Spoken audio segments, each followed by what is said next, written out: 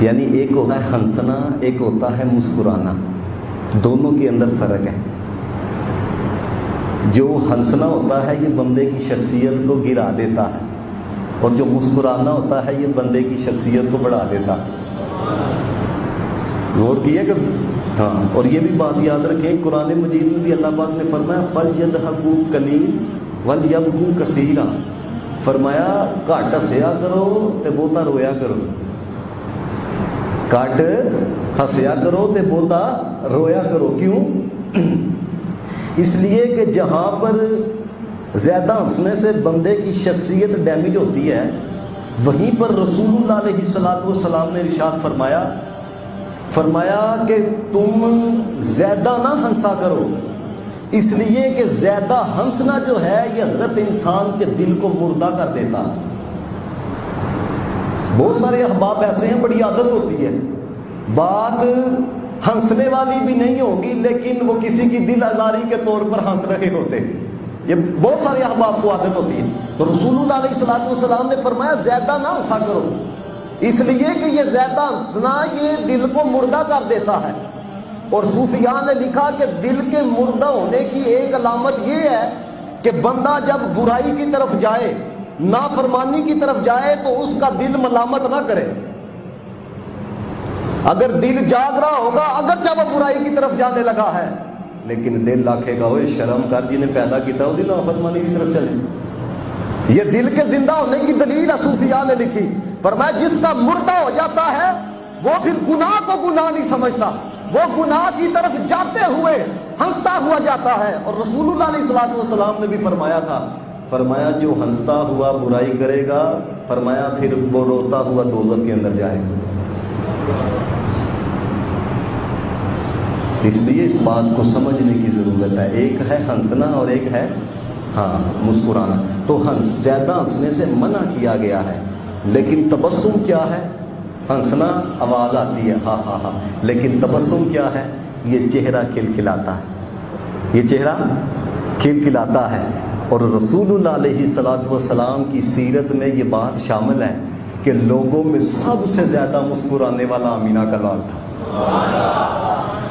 سب سے زیادہ مسکرانے والا آمینہ کا لال تھا۔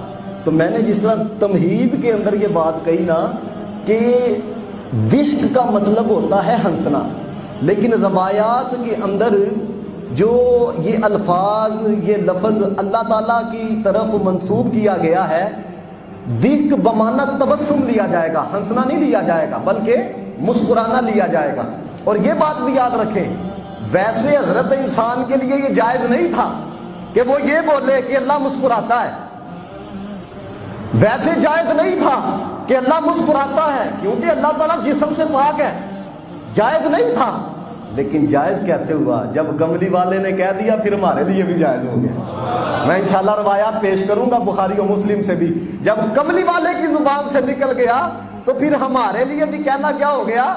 جائز ہو گیا۔ اور یہ بات بھی یاد رکھو، یہ نہیں سوچنا کہ جس طرح ہم مسکراتے ہیں وہ اس طرح مسکراتا ہے، کیونکہ میں پہلے اس بات کو، کیونکہ بعد میں جو جا کے آپ کے ذہن کے اندر خیالات آتے ہیں، یہ نہیں سوچنا کہ جس طرح ہم مسکراتے ہیں وہ اس طرح مسکراتا ہے، بلکہ سوچنا یہ ہے جو اس کی شان کے لائق ہے وہ اس طرح مسکراتا ہے، جو اس کی شان کے لائق ہے۔ شرح تحبی کے اندر بڑی سونی بات لکھی گئی، وہ کہتے ہیں اللہ کے مسکرانے سے کیا مراد ہے؟ اللہ کے مسکرانے سے کیا مراد ہے؟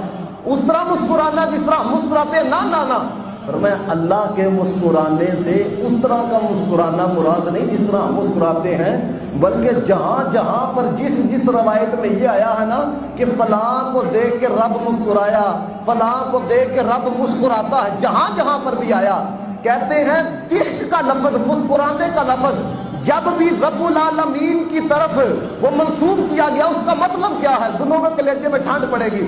اب دیکھو نا، ہم کسی کی طرف دیکھ کے مسکراتے ہیں، مطلب کیا ہوتا ہے؟ مطلب یہ ہوتا ہے کہ اگلے کو بتایا جائے کہ ہم خوشحال ہیں، اگلے کو بتایا جائے کہ طبیعت ٹھنڈی ہے۔